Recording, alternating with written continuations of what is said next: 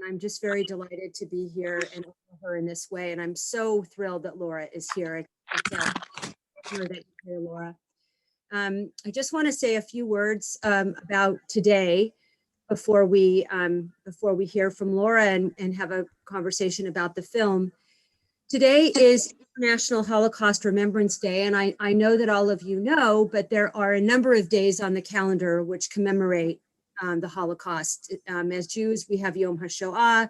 The world also remembers Kristallnacht in November, but this is a day actually that was established by the United Nations in 2005, actually, on the 60th anniversary of the liberation of the, specifically why January 27th, on the liberation of the Auschwitz concentration camp, which actually occurred on January 27th, 1945.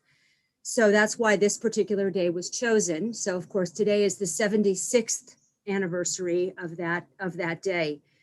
And on this day, actually, if you read the resolution, it has some very important things in it. It declared that this was a day which would honor victims and survivors of the Holocaust. It would encourage the development of educational programs about Holocaust history and help prevent future genocides. It would reject any denial of the Holocaust. It would condemn all manifestations of religious intolerance, incitement, harassment, or violence against persons or communities based on ethnic origin or religious belief. And it calls to actively preserve Holocaust sites and establish a UN program of outreach and mobilization for Holocaust remembrance and education. So I think it's so fitting that if we were to choose a day to remember our friend and our hero, Judy Meisel, and all of the Holocaust survivors in our community, and as well as those who we lost in this terrible chapter of human history. This is one good day to do it. I mean, any day would be a great day to remember someone as wonderful as Judy. But this is a day that definitely would be one of those days, and it's such a tribute to be with you all today. And I thought I would just turn around behind me and light a candle to remember Judy and all of our survivors and all of the people that Judy lost, 146 members of her Lithuanian family, including her mother, as we know from the film, and so many others. Many of us lost family members, many in our community. So I thought I would light that candle and maybe just have a moment of silence. I also want to acknowledge Judy's son and grandson who are with us today. So glad that you're with us, Ben and Michael. And I thought I would light this candle behind me.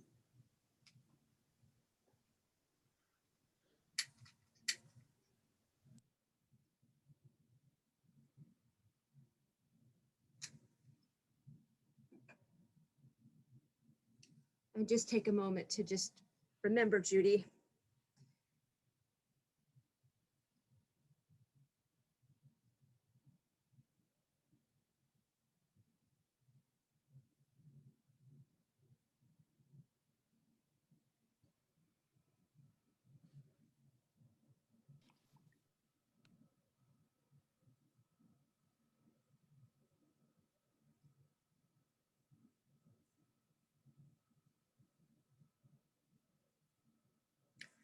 Thank you so much. And what a tribute it is to Judy that this wonderful film was made by this tremendously gifted filmmaker, Laura Bialis, who's here today. And I'm delighted to have Cindy Silverman, our executive director of our federation, introduce Laura to you, for those of you who don't know her, and for those of you who do, to re-know her, because she's a delight and brilliant. And now my trap door opens. I can just. Thank you, Ruth, and thank you, Laura, so much for being with us this evening. We're just so honored and thrilled to have you. I'm going to read your bio just really quick for people who don't know about how amazing you are. So people who haven't heard about your work, Laura is a producer-director. She's an award-winning documentary filmmaker. Her most recent film, which I saw, believe me, those bunkers in Sderot, Rock in the Red Zone in 2015. It's a personal view from the ground in Sderot, Israel, which I'm sure all of you know. Sderot is the place in Israel that has so many rockets coming out of Gaza. So it's a constant barrage of attack in that area. It's an exploration into the lives of musicians creating in a conflict zone. The film was screened in over 80 cities worldwide. It's a fabulous film if you haven't seen it. Laura also directed and produced the critically acclaimed documentary Refusnik in 2007, a groundbreaking film about the movement to free Soviet Jews. Other projects include From the Bridge, Stories from Kosovo, 2008, Daybreak, Berlin, 2001, and Talk for Alt, the movie we're going to talk about tonight, in 1998. And as you know, this is a story about Judy, a Holocaust survivor and civil rights activist. This film was honored by the Academy of Motion Picture Arts and Sciences. It was broadcast on PBS and has been extensively used in high schools to talk about the Holocaust. And I can absolutely attribute to that. In my 12 years at ADL, we used the film all the time. And we'll talk at the end a little bit about some personal stories of Judy and how amazing it was being able to go from school to school with her. Laura's most recent film is a documentary about the life and work of Roman Vishniak. It's a Cathodin production, and the producers are Robert Grossman and Nancy Spielberg. Laura has a BA in history from Stanford and an MFA in production from the USC School of Cinema Arts. So as you can see, she has an amazing background and she has made some amazing films. And again, it's just an honor to have you tonight. And Ruth's going to open with the first question. What we're going to do is Ruth and I are going to have Laura talk a bit about the film, and then we're going to open it up to questions for people who have questions about the film. We want to hear a little bit from Judy's grandson, Ben, and Michael, her son, if you'd like to say anything. And then we've decided at the end, even if it goes past the 6 o'clock time, on our staff meeting today, we spoke for probably 15-20 minutes of all of our personal stories with Judy. And it's just so wonderful for people to talk a little bit about Judy and their time with her. So we'll do that at the very end. But first, we want to talk about TAC for Alt. I will say I watched the film again last night. I took Judy to many, many schools at my time at ADL. So I've seen TAC for Alt numerous times, but I decided last night I should watch it again. I was blown away, and I watched it with my partner, Mark Harris, who's on here, and I think he was crying at one point. It was such an awesome film and so moving, and just a beautiful work of art in addition to a beautiful story about an amazing woman. So Ruth, do you want to open with the first question? Sure. And I thought I knew everything about you, Laura, but we both got advanced degrees at USC. So there you go. Yes, learned about you. I also rewatched the film last night, even though it's probably my 10th time, and I wept like a baby, all by myself because so nobody would see. I guess one of the things that I wanted to ask you first is just a general question that can you describe what the experience was like making the film? And also, as you look back, I think it's 20 years later, if I'm right about that. How do you feel about it now versus if you could put yourself back in that time then? Do you have a sense of how your perspective now is different from how you felt when you finished making it or as you were making it then? Well, I guess, there's sort of like the critical perspectives of filmmaking and the Holocaust, and there were fewer films at that time, way fewer films. So when there's a million topics I could discuss, but like when we decided to like put in Judy's background in the civil rights movement, that was something that really had not been sort of combined with that story before in that I knew about. So for me, that was a very interesting and new perspective. I'll tell you just like where we were when I was a kid. I mean, I was like 24, I think. And I had a background in Holocaust, in World War II and the Holocaust, because that was one of my focus areas at Stanford. in my history work, and I had been very interested and sort of obsessed with Holocaust stories when I was growing up. So it was always sort of an interest of mine, and I knew Judy. My sister had gone to her preschool. She was a frequent guest at my parents' Shabbat dinners, and we were frequent guests at her Shabbat dinners, and she was, a family friend. And I will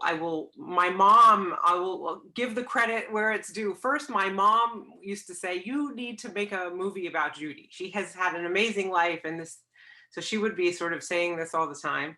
I think even when I was at college before I was at USC. And then I was at USC with these two fabulous filmmakers who, and we were sort of like a threesome, the three best friends, Sarah Levy and Broderick Fox. And I had gotten, I'll just sort of tell you about the genesis of the film because it's so Judy that it's such a great Judy story.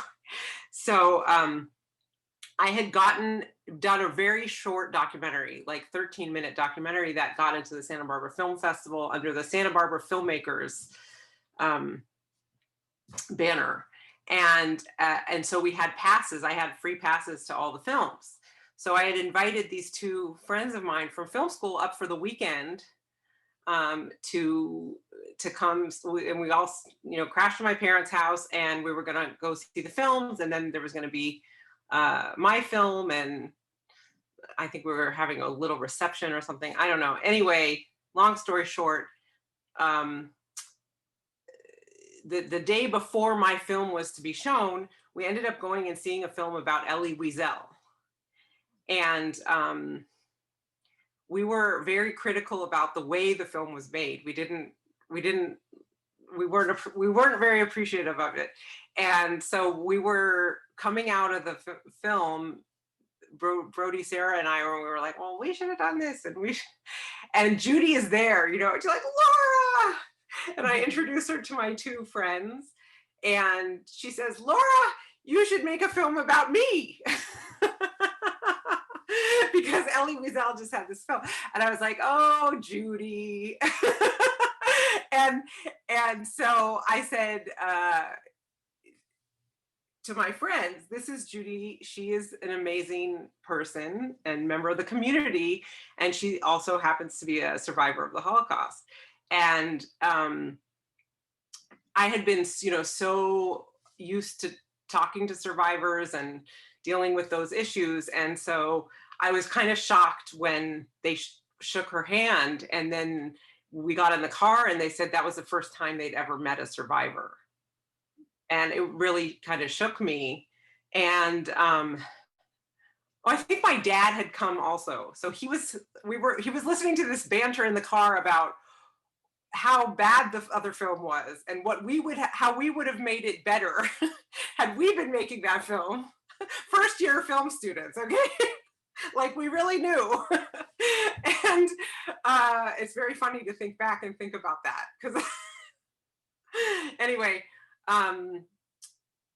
so over that weekend, we just started thinking about maybe we should make a film about Judy.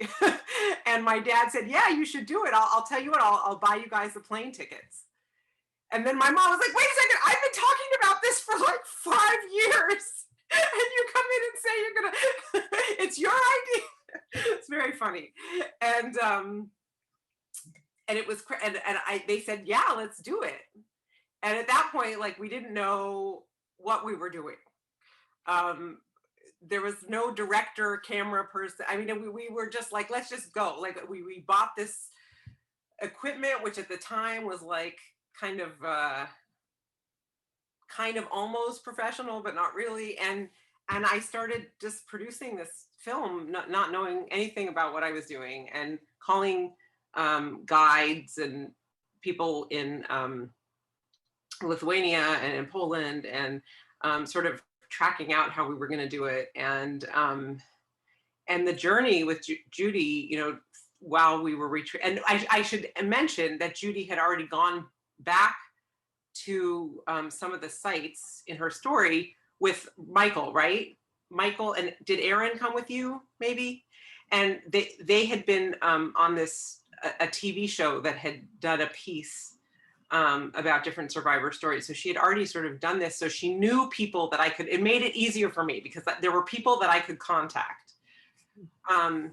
But it was, you know, I was thinking a lot in the past, you know, around the time that Judy passed away, and,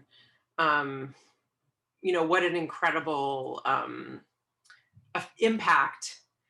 First of all, just knowing Judy, and then working with Judy, and being on this journey with her and Fred, and how it was just life changing. And all of the things, I mean, I keep thinking, wow, I should write a book about it, or dig up the old tapes and find like where we, the crew, are like talking in the background, because those moments, as someone who this, you know, this became my career, but at the beginning, we didn't know what we were arguing about who should hold the camera and where should the camera be, and, you know, all these things. And it was profound, you know, some of the things that happened.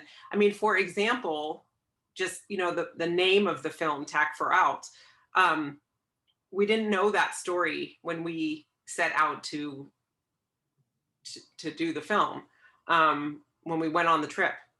And the trip was basically like a few days in, I think we were like a week in, we were in Lithuania for a few days, and then we were in Poland for like a week, and then we went to Denmark. So it was like a 2.5 week kind of thing. And I'll just never, you know, it's so clear in my mind, every single part of every single day of this journey. And the day that we went to visit Paula's grave, and we knew who Paula was. She had told us. And so the whole thing was about finding anything that had to do with Paula and Sven Jensen. And so we go and we find her grave, and Judy starts crying and saying, and explaining that it says Tack for Alt on the grave. Well, it says Tack for Alt on a lot of, it turns out that's a very common thing to put on gravestones. But the fact that she says that was a saying that Paula used to say, and she says it right there, and it's like a real-time moment that really happened that we didn't know anything about before. You know, those were these incredible, there were also a lot of things that happened that we did not put in the movie, because it just like didn't fit in the narrative structure or whatever, that I keep thinking, wow, that was an amazing moment. And it was life-changing, I would say, completely life-changing experience. And I keep, you know, I've had a lot of people be like, well, that was your best movie. And I'm like, oh, geez, well, I guess maybe I should have stopped then, you know. But actually, you know, it's not about the movie at all. It's just about the power of Judy and the power of her story. Because I think the thing we did best as filmmakers was just kind of let her tell her own story and not get in the way of that. And so I'm not, you know, saying it's the greatest artistry ever. It's really about letting, you know, finding those moments in her story that could shine, and letting her really, you know, getting the best of her story out in the way that she wanted it to be told, you know. That's an important statement, because I think a lot of times filmmakers get in the way of their subject matter. And I think that you did it so beautifully, because I think even in your youth, you let her tell her own story in such a beautiful way that you got out of her way. You know what I mean? We had help. I mean, we had, it was funny because it was not an officially sanctioned USC project. They wouldn't let us use their equipment to edit it, which was like a huge bummer for us, because we were like, how are we going to get, and Ben, since you're listening, just to give you a sense, like, people were still editing tape to tape, and we wanted to get this like digital machine, because we knew that there was just no way it was going to take too long and it was going to be awful. People were still copying like clips from tape to, and so yeah, that's a little funny anecdote, but we were freaking out because we didn't know how to get this expensive editing equipment, and Judy said, well, I can help you. And we were like, Judy, what are you gonna do? Like go to Hollywood and get us, like, come on. And she's like, I can help you. What do you need? And I said, well, it's called an Avid. It's called an Avid. It's this new piece of equipment. It's very expensive and I don't know how we're gonna get it. And so, the next thing I know, she calls back to like the next day. I got you, Avid. What? And she's like, yes, I got it for you. You got to call this guy.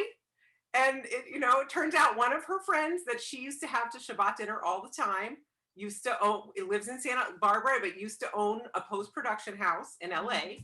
And he hooked me up. Anything for Judy. So the next thing I know, they deliver the Avid to my apartment. I'm not kidding. That does not surprise me.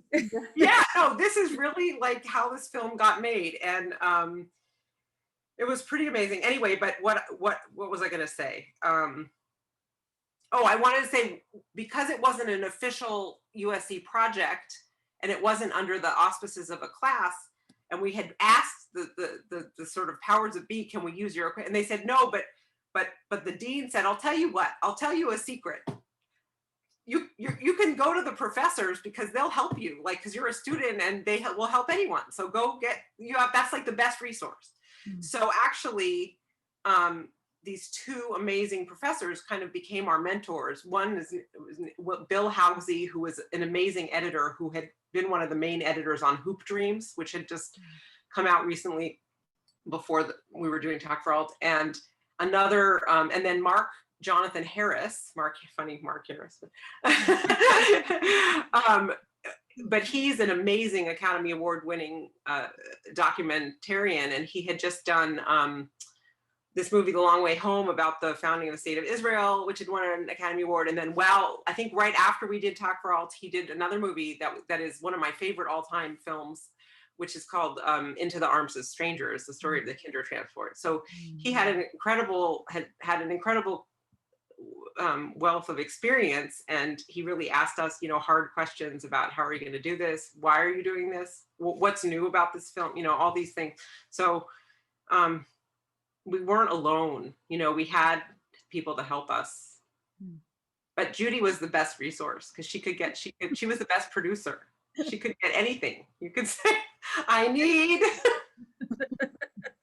That's amazing, Laura. Those are great Laura, what I loved that you did so beautifully is the juxtaposition of current time with Judy and all of these different locations, and then the history and how you were able to bring in the photographs and the video of the history. And it was just so personal and so moving. Can you talk a little bit about how you came to that as the way, not just to follow Judy, but to actually bring in the history the way you did? It was just so elegantly done. I think we knew that we wanted this to be an education, something that could educate people. And so we knew we had to put her story in context without getting out of her story. We knew we had to follow her narration and her story and just sort of give you the context of what was happening.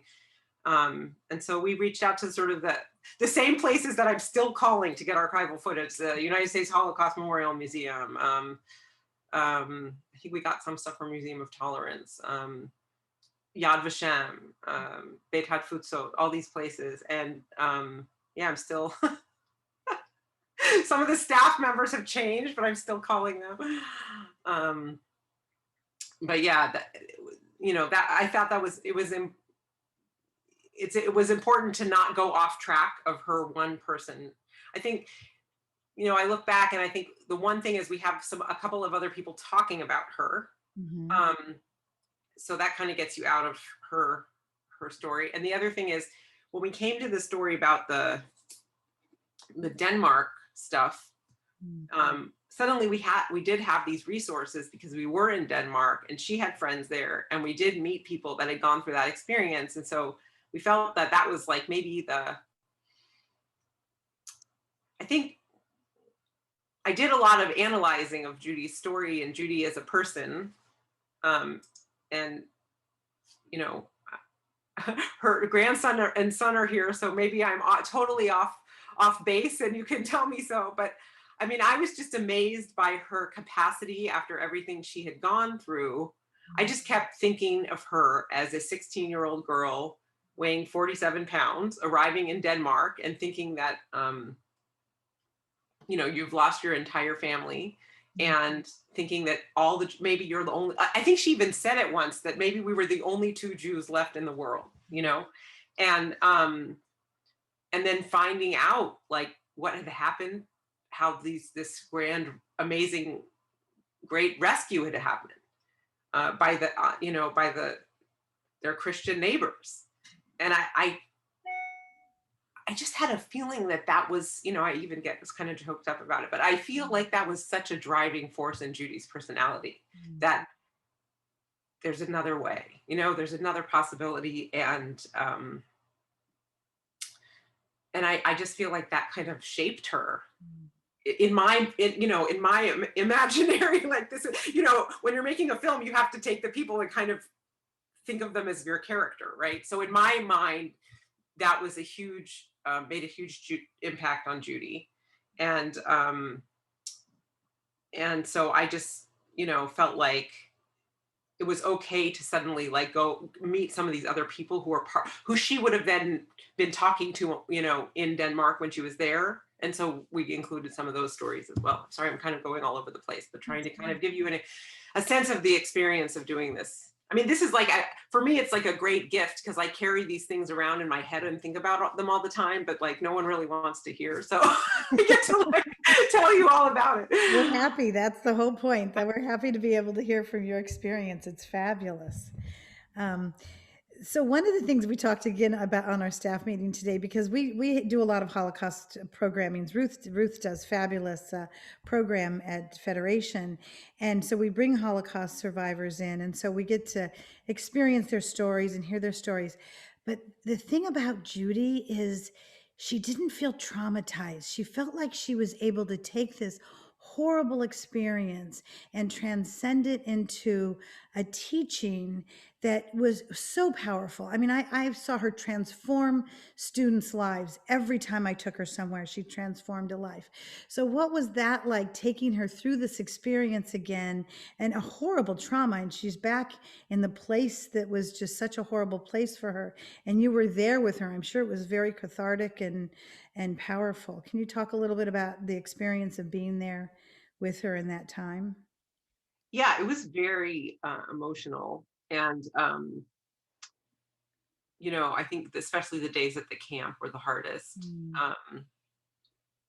Yeah, there were a couple, most of the days she would come in the morning, and after a little bit of time, she would go back, we'd have the van take her back to the hotel, and we would stay and film, because just became too much. Yeah, it was, I don't know if I could do it now. That's the thing. Like, I was young, it was like anything, but now it's actually, it was emotional for me, very emotional, but I feel like I'm even more emotional about it now. The impact of it seems just weightier. Maybe it was more of an experience then, and now I'm just thinking about it as a mom and as, but there were things that it was amazing. She had I felt like she had no fear. She was not afraid to go to those places, and she was not afraid to put herself. I remember thinking that we were shooting around the gas chamber, and I remember thinking that I wanted her to go near it and talk about it, and talk about what happened there. And I was like afraid to ask her to do that. I did not want to say, as like, okay, Judy, come over and stand. I mean, I couldn't, how could you do that to someone, and especially to Judy and your friend and someone you care about. And, but she just did it anyway, without me asking her. It just felt like there was a moment where it just felt like, she started wandering over there, and she went in, and it was devastating. But she allowed herself to go to those places and to feel those terrible, emotions. And maybe for her it was like bearing witness. I mean, we're there with a camera. She knows we're telling her story. This is, her chance to tell everybody what happened to her mom. It was, yeah, very, it's very weird. I had some very weird personal, like physical reactions there, around that area. I got like, if I would come within a certain perimeter, of the circumference, I guess, around the gas chamber, I would start feeling really nauseous. And that happened even before I knew that that building was the gas chamber, or that I was close to it, because I was filming the train and I was backing up, and I just started like feeling like, oh my God, I'm going to be sick to my stomach. And then I turned around and it was very, very weird. But yeah, very. And then, and then it was fun. We'd be driving down the road looking for something that she wanted. We were looking for this place that was the old Wehrmacht station that she said she used to work at. And we'd be trying to find something, and it was like a needle in a haystack. And then she'd be like, there it is, there it is. She was so enthusiastic. And so we had some really funny, or she wouldn't be, we wouldn't be recording yet. We wouldn't have gotten our gear out of the car, and she would have made this amazing monologue about like, I remember this tree saved me, and we're like, Judy, we're not rolling yet. Don't do it. So we had, a mixture of like these heartbreaking, devastating moments, and then these kind of crazy things. And yeah, it was, as I said, once in a lifetime.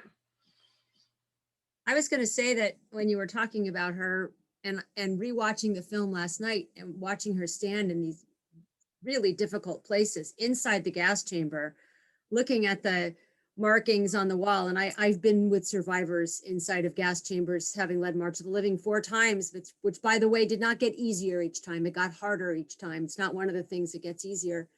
And when you say, when you way you put it so beautifully just now about maybe she was bearing witness, I wonder if you're very right about that, because I've seen it happen where survivors, you can see the catharsis on them, where as hard as it is for them, I've seen survivors just look at the bed that they slept on and collapse in front of it. Like it's almost a relief to revisit the place. I felt that when Judy was in front of the grave, the gravestone of her father's, that just, there's this relief in a way that to face it, and to face that moment in the gas chamber too, as difficult as it is. Yeah, there's a very interesting anecdote about the father's grave, because when Judy had gone back with Michael to film that TV series, they had gone to look for the father's grave and they hadn't found it. Oh. And that had been, I think, 2 years before we went, or something like that. And so we're in the cemetery, and she's like, there it is, we find the father's grave, and we start filming. How are we going to film it? And we're dealing with the fact that we don't have like the proper equipment to film here, and all this kind of stupid stuff. And the next thing I know, Judy is like hysterical. She's like over with Fred, not near the grave, and we're trying to get these shots, and she's crying and hysterical. And I said, Judy, what is wrong? And we had this amazing, we had a Lithuanian translator guide person. We had a driver, and then we had this incredible woman who came with us who worked at the United States Holocaust Memorial Museum, Tina Lunson, who spoke Yiddish. And she had been involved in Lithuanian jewelry projects and history and stuff. And she had come, and I don't know how she and Judy knew each other. She ended up coming with us on the trip. And I don't know if she spoke a little bit of Lithuanian. I don't remember what happened. Anyway, Tina and I go over and ask Judy, what is wrong? And Judy says, there were many, many, many, many more gravestones in this cemetery, and they're not here. And we were like, that's weird. What, And so the Lithuanian guide comes over and says, "What's wrong?" And Judy's telling her, "There's something happened to the gravestones. I couldn't find my father's gravestone because there was gravestones everywhere and it was a mess and you couldn't read any of the gravestones." And the Lithuanian guy just like said, "This lady's crazy. No, I don't believe her. I don't know what she's talking about." So she goes back to the car. And a few minutes later, and Judy's like, "She doesn't believe me, but she's not, it's really true." And we're just like, I don't know why they would have disappeared. It's very strange. We have the wrong cemetery. Maybe we went to the wrong one. We're thinking about all kinds of plausible.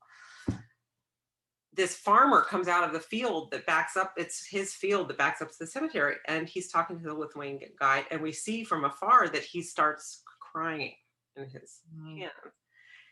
And he says, yes, it turns out we go over to interview him. And yes, there were many more gravestones in this cemetery. And a couple of years ago, or last year, or whatever time period in between when Judy had gone with Michael, and these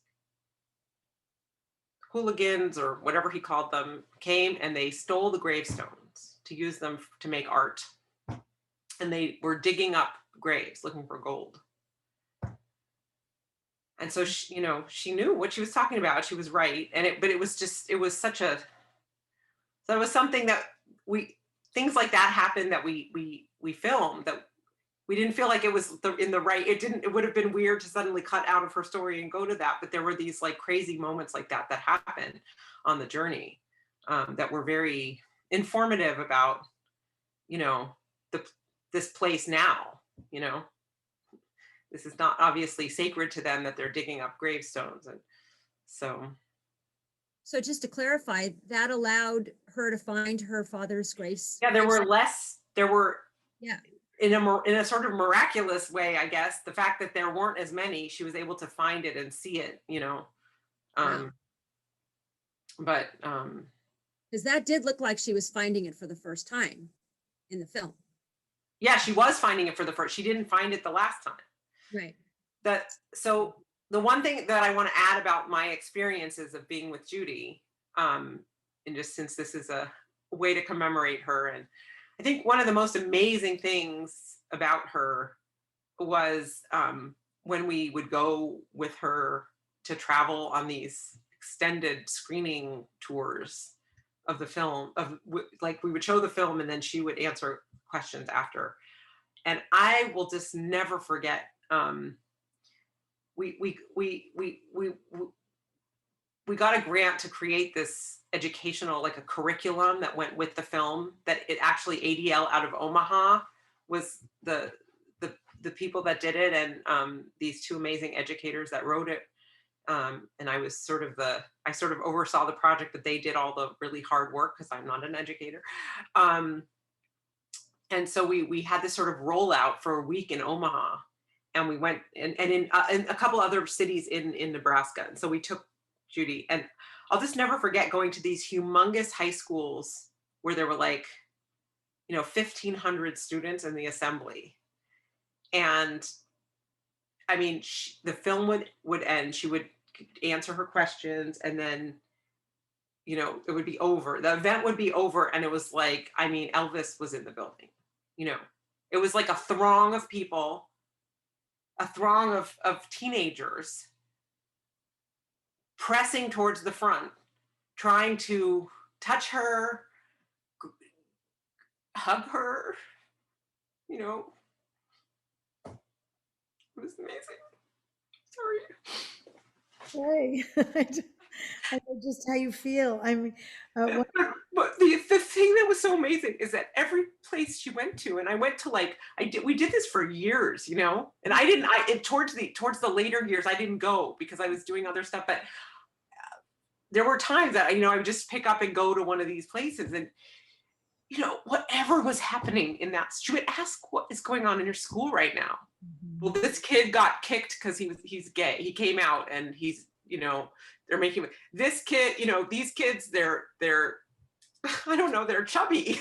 And she would find whatever people were getting discriminated against for, or whatever the issue was, and she would manage to work it into the question and answer. And even later on when she got older, and sometimes she would like maybe forget what she already, or she would, sometimes I noticed that she was starting to like lose track on where her questions were going, but it was like she put in her mind, this is the important thing that these students need to get out of my lecture today.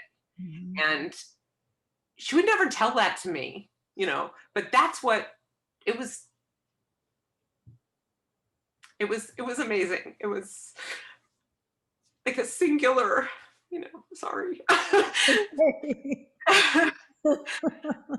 But I just, I don't know anybody else that could do that. Yeah, she was amazing. She was absolutely amazing. So, Yeah. yeah.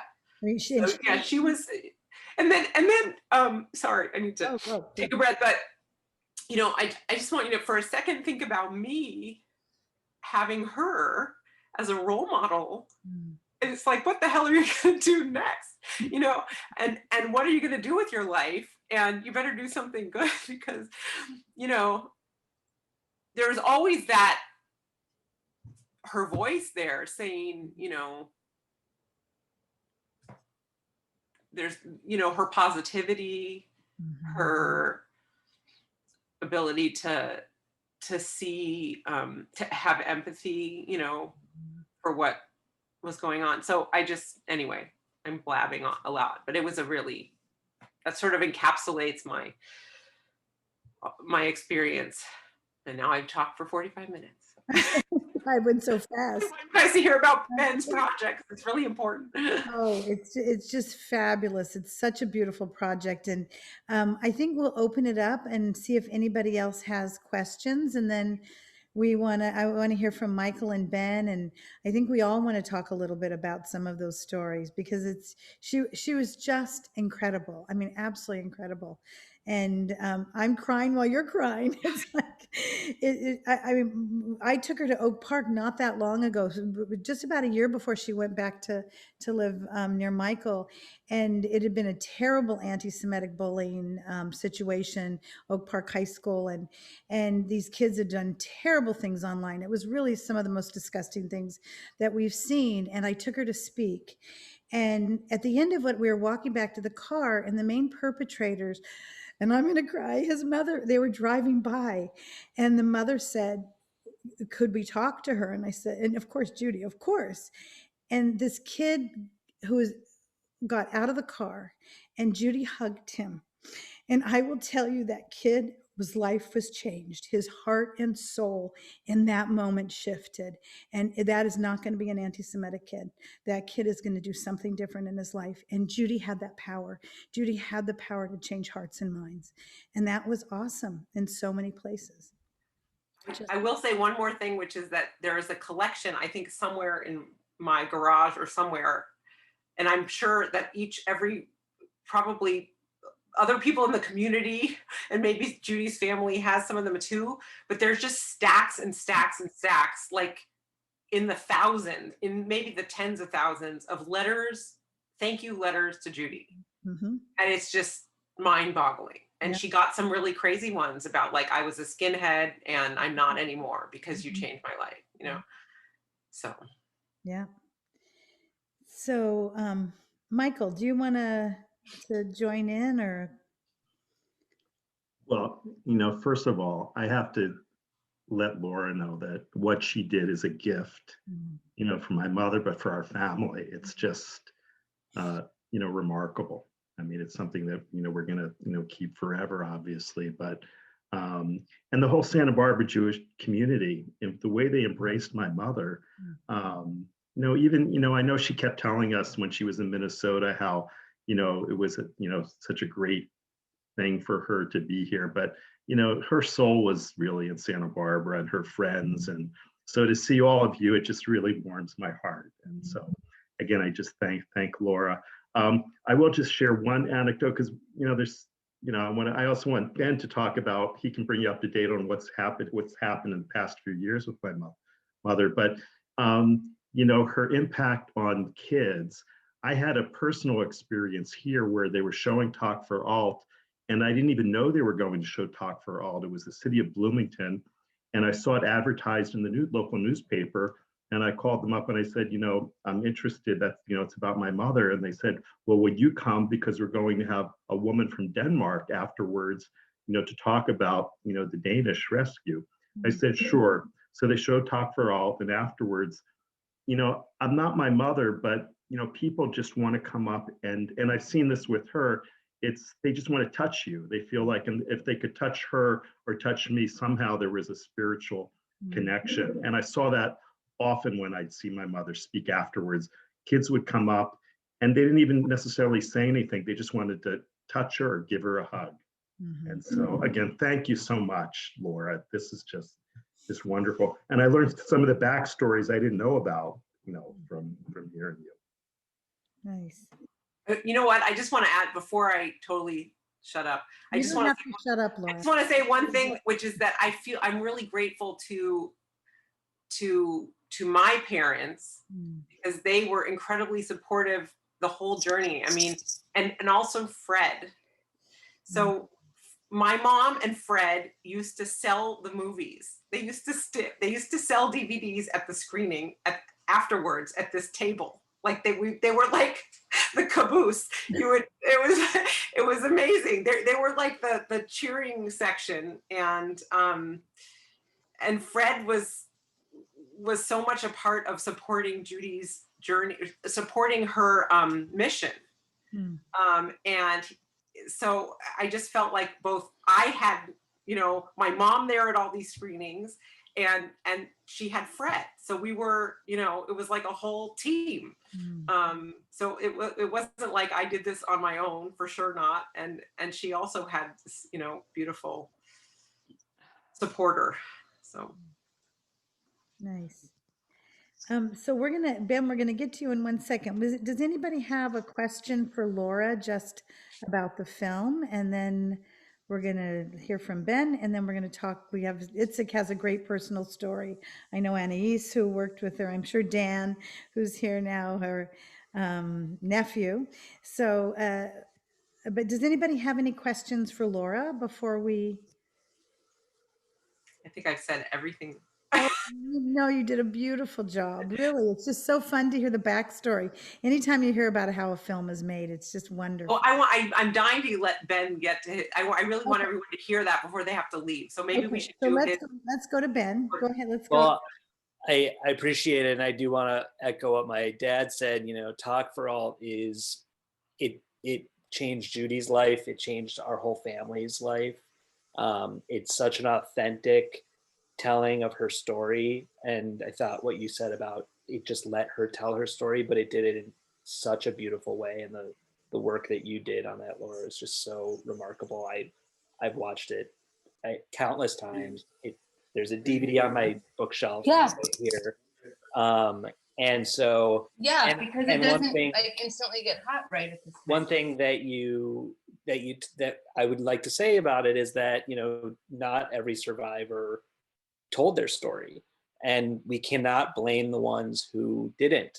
I mean, how could you ever expect someone to be able to tell and talk about what happened? And my grandmother gave the world such an incredible gift to share, that she was willing and capable of sharing her story, and she was adamant to tell her story. Those of you who knew her, you did not know Judy Mizell and not know her story.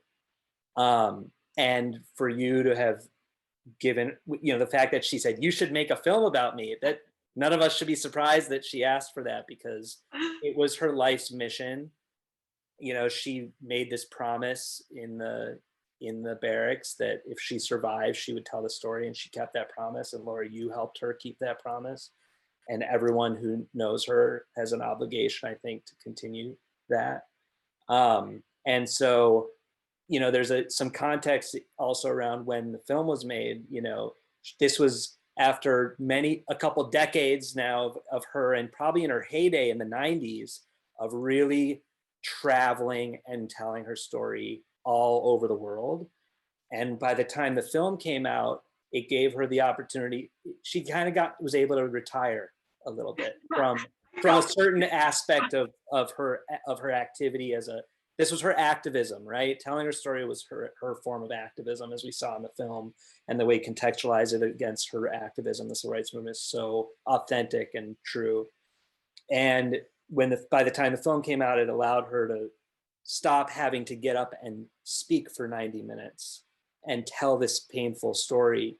And she was so proud of the way that the story was told in the film, and she could just answer questions, which is something she was so good at.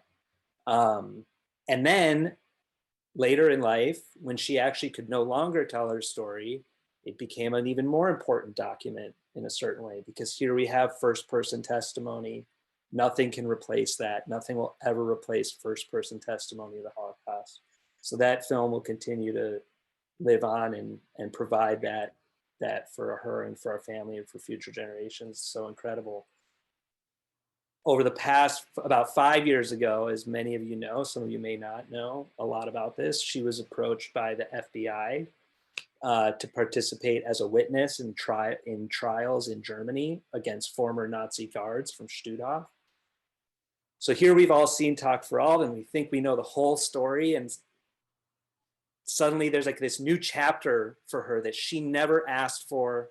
Even she thought her story was over, you know? She was never waiting around. When are we going to have a trial? When are they going to hold people responsible? And suddenly this just came knocking on our door, literally.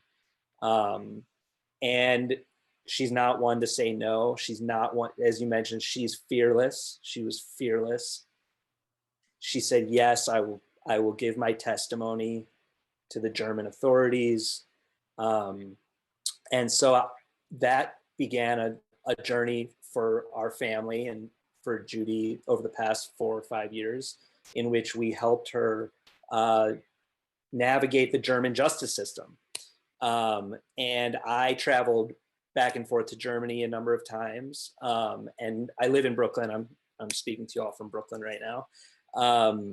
And I started traveling back and forth to the Twin Cities where she was living to work with her, and began documenting this late pursuit of justice that she was participating in. There were 2 trials that occurred over the past 4 years. The first trial was dismissed. The guard was 96 years old at the time of the trial. He was a juvenile in the camp, so it was held in juvenile court. You have this story of Judy, this young girl, 14 years old in the camp, or 15 years old in the camp, and this young man, 16, 17 years old, standing guard on a watchtower over her and our family. That trial, the first trial, was thrown out. He became ill after the 3rd week and couldn't continue. We thought that the story was over. A year later, the German authorities called us again and said, we found another guard. He's going to be put on trial next year. He went on trial in the fall of 2019. I went again to Germany, and I sat there in the courtroom when they read the indictment. They read Judy's testimony, her eyewitness testimony to the guard. And then the pandemic hit in the middle of this trial. And we thought, there is no way this trial is ever going to finish. How can they put this 94-year-old man on trial during a pandemic? He immediately asked for the trial to be dismissed because of the pandemic. The judge said, no, we're going to continue. We'll do it, whatever it takes to see this through. And amazingly, in July, this past July, my wife, Erin, and I, we were engaged at the time, drove from New York to Minneapolis with the plans that we were just going there to get married. And on the way there, we found out they were going to have a verdict of this trial in July. And so we got to be with Judy to tell her that this guard was found guilty in July of accessory to mass murder. And she looked at us and kind of said, oh, great. So when's the wedding?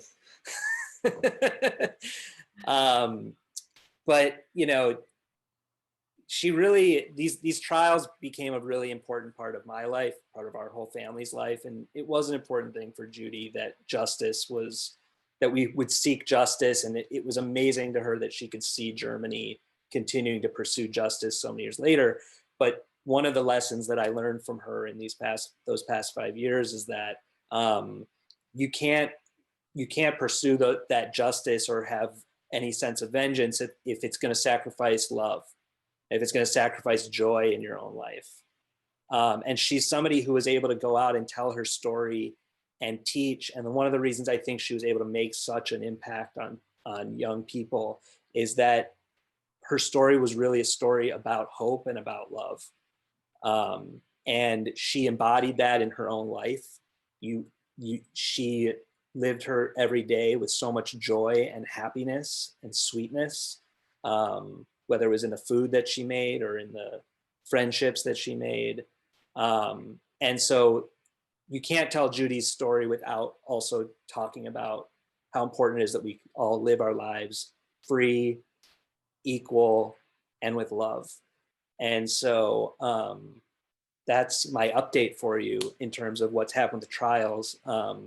Supposedly there are more secretaries and guards that are living in their late 90s now in Germany and are perhaps we will perhaps see another indictment. But I don't think any of us should sit around waiting for it or expect it or anything like that. But as I know, Judy would not want us to spend our everyday concerning ourselves with these people. Whatever the German justice system decides is fine. And so that's my message for you. And regarding the Judy project, just a couple quick words about that. When I began following these trials and working with her on this, I built a website, judymeisel.com. And I started to look, I'm a filmmaker as well, and I started looking for my own way to tell her story and my story and our family's story. So it's been an organic project in a lot of ways. And one of the big things that I've been doing for it is gathering her testimony and archives of her testimony. So everything from like written speeches that she gave in the early 90s in Montana to old VHS tapes that I found of her speaking to classrooms. And then this has expanded into also gathering Abe and Rachel's stories as well. Because there's so many facets. It's another thing, Laura, that I appreciate you touching on, is that there's just so many ways to understand what happened to her and the way that she chose to live her life because of it. And that's true about Abby and Rachel as well. They have their own stories that we've been uncovering in their testimonies. And so the Judy Project is really kind of a commitment to making sure that her story is preserved, that their stories are preserved, and that when people want to learn about them and tell their stories or learn about or research their stories, that there's multitude of ways to do that. So it's been an ongoing process. And I also spent the last 4 years filming these trials and my journey with her. So I've been working on pieces around that as well. So thank you so much for having this event tonight and honoring her. And that's all I have to say. That was beautiful, Ben, really beautiful. And I think we sent out the link to the website when you got your reminder. We sent it out, the link to the Judy Project. But if you want to put it in the chat too, Ben, sure. If people didn't get it in the reminder, that would be a good opportunity. So Laura, such a beautiful testimony on your part about making this film. And we're so grateful that you were willing to come and talk to us about it tonight. Does anybody have any questions or comments that they'd like to, a story about Judy or anything else that you can raise your hand and we can see it because you're muted, but I think you should be able to unmute yourself. Yes, Julia. Can I Oh, Julia Stephen has her I hand up. just wanted to say that I'd seen the film before, and it's moving every time that I see it.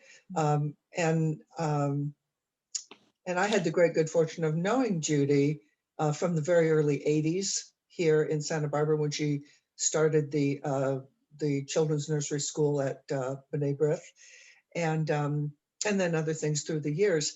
But what I was particularly taken with, well, I was taken with a lot of things in your film, but with the photos that you chose to show,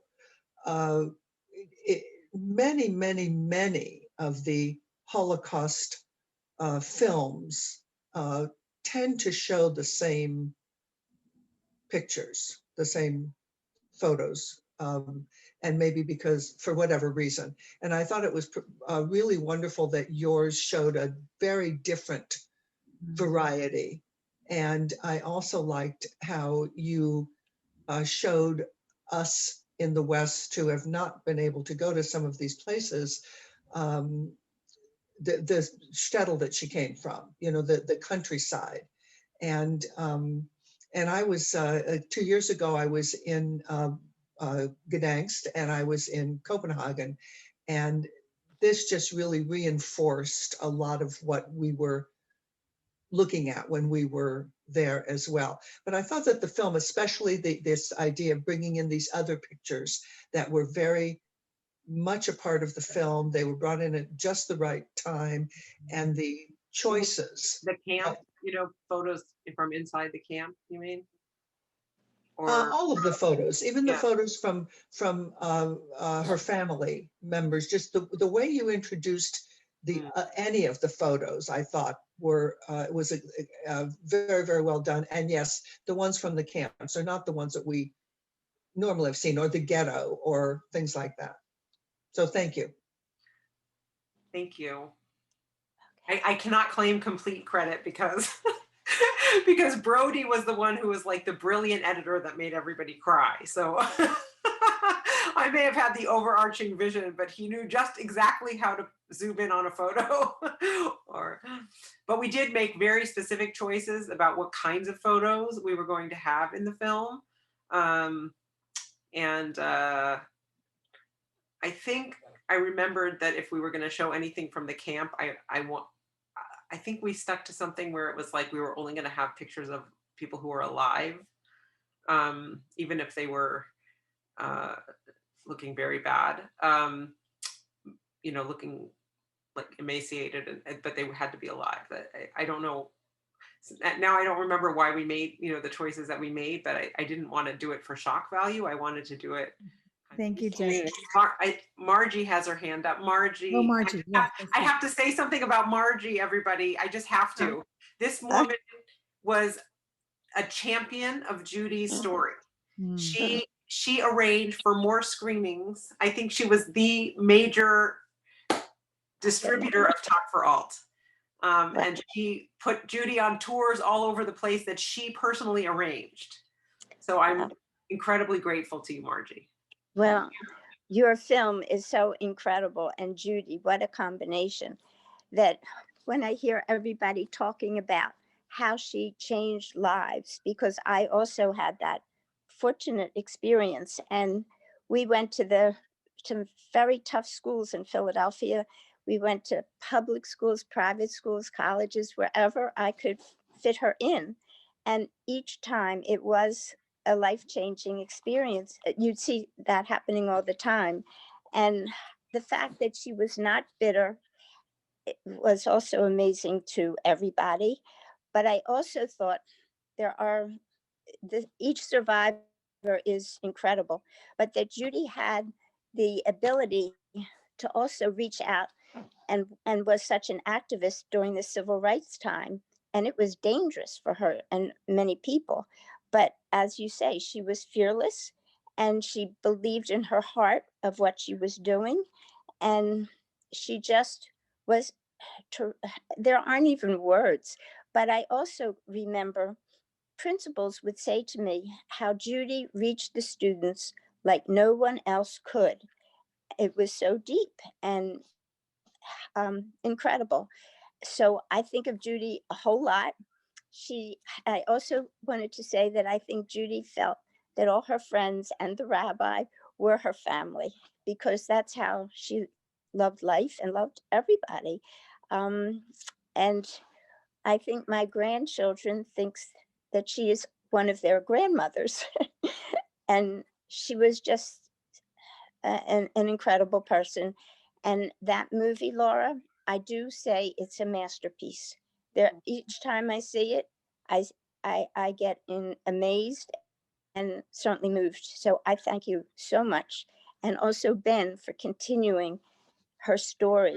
It's so important, um, and I always felt the world should see it. So thank you very much. And tonight was lovely. Thank you. Thanks, Thank you, Marjorie. Okay. Itzik, did you have your hand up or? Um, Real quickly, I just wanted to mention that 30 years ago, when I came to Santa Barbara, the first invitation for Shabbat dinner was, of course, from Judy. Oh, And since then, there were countless Shabbatot that we spent together, and you would see on in her table the biggest macher in town, and also you see priests and nun and Mhm. simple people, and it was just quite amazing. A month and a half ago, Renee and I went to the cemetery just to say our goodbyes because it's still Mhm. hard. It's still there. So anyway. mm. Ruth. Thank you, Itzik, for that. I was at those Shabbat tables too with my family. I just wanted to briefly say that, Laura, I'm so moved every time I see the movie. I've probably seen it 10 times or more, but um, of course, I've watched Judy educate countless students in many schools and in many groups that we brought to the Federation and times that we went out into the community. But she was also very committed to talking to Jewish kids because she didn't want to forget Jewish kids, because a lot of times I think that Jewish kids are overlooked because we assume that they already know, and so we don't have to worry about them. They're going to get the stories. Well, we know that that's not necessarily true. So I had the pleasure and the honor of taking Judy with me for a number of summers to Camp Ramah, where I was running the educational program for a number of years. And so for quite a number of years before she left Santa Barbara, I took her, I left the summer program where I was working and picked her up for the day and brought her to speak to a number of the campers at Camp Ramah and Ojai. And she would come for the day and speak to 500 or 600 Jewish kids in one day. And she wanted to speak to as many kids as she could in one day, and it was, like 100 degrees in Ojai in August. And it didn't matter. She just wanted to speak to as many kids as she could in one day. And they, like the experience you described, Laura, she was like a VIP. They wouldn't want to let her go. They were like clinging to her like she was, a rock star. And they were just hanging on her every word. And she just felt it was really important to talk to Jewish kids. She also had a really interesting history with Camp Ramah. I'm sure her family knows this, that in the 50s and 60s, she went to Camp Ramah. She knew Chaim Potok, who was working at Camp Ramah at the time. And she believed in Jewish camp. She believed in the work Itzik was doing. She believed in Jewish, preschools and Jewish schools. And so I think she really loved doing that. And being with her in the car on those long trips to Ojai is something I'm never going to forget. I also just wanted to mention her cookie diplomacy, which I like to call all peace could be solved with cookies, as you describe in the film with, the bakers and the cookies in the civil rights movement and the cookies that Dan talked about in his freezer with the family. And, and I remember, as a member of the Isla Vista Minion, as some of us are on this call, she wanted to make sure that any kid who had a bar bat mitzvah at the Isla Vista Minion had their favorite cookie for their bat mitzvah, like my two kids, when Talia and Gabby had their bat mitzvahs, they had to have their favorite cookie from Judy, and she made sure that it was there at the table that day because it was part of cookie diplomacy and, you know, and cookie love and the joy that Ben described, because there was so much joy that she brought to everyone. So that's all from me. So the other, if you can go to our website, one of the kind of fun things that I think Richard Silver dug out for us, a conversation with Itzik. We did this month honoring Judy. We did 2 Get Baked with Chef Doug. And the first one was we made her mock chop liver. And the second one we did cookies and baked goods. But on our website, we had this little clip of Judy actually making her mock chop liver in her kitchen with Richard was there, and I think Renee was there, and Gail Teton Landis, and I don't know how we dug that out of the archives, but it's a really fun little piece in the middle of our Get Baked with Chef Doug Judy mock chop liver version. So if you go to our website, you'll be able to see a little video of Judy doing that, which is lovely. Yes, Julia, did you want to I say? just want to say she taught me how to make my own gefilte fish with a variety of different kinds of fish. And that was lots of fun. And I do it almost every year. And of course, I always think about her. I went just 2 very quick things about her that I will never forget. As I say, my first introduction to Judy was through the nursery school. My son is now 39, and he was the middle of 3 children. I had a baby and one in kindergarten, and I lived on the Riviera here. So I was able to manage the drive and all the different schedules, and my baby was living in the car. Didn't have to, but because of the logistics. And Chad went to the nursery school up there for 3 months with Judy, and he learned more in that 3 months than and he still remembers. He'll still at Passover will still sing the songs that he learned in nursery school, and he's 39 years old. And that was, thanks to Judy and her encouragement. And the other story is that you just mentioned Chaim Potok, and because of Judy, Chaim Potok was here in Santa Barbara. And of course, she had a big dinner. I was able to work on the logistics, some of the committees for that. And she had a big dinner in her house. And because of Judy, I got to meet Chaim Potok, who was one of my heroes.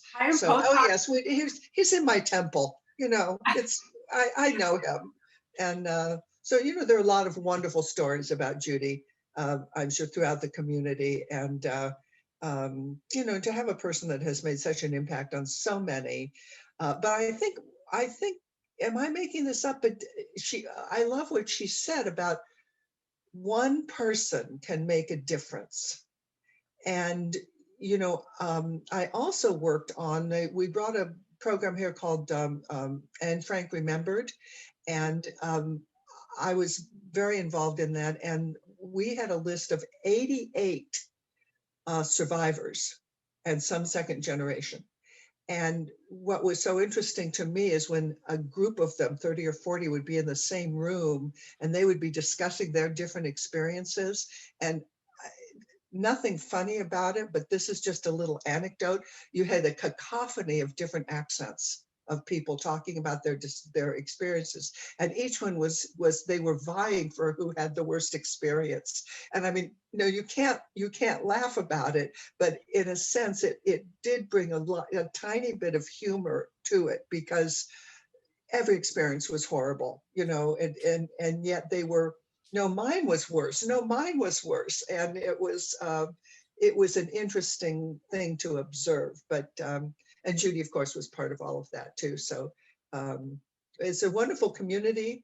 Laura, you grew up here, and just we all are reaping the benefits of it, and the next generation and the next generation and beyond. So thank you, all of you.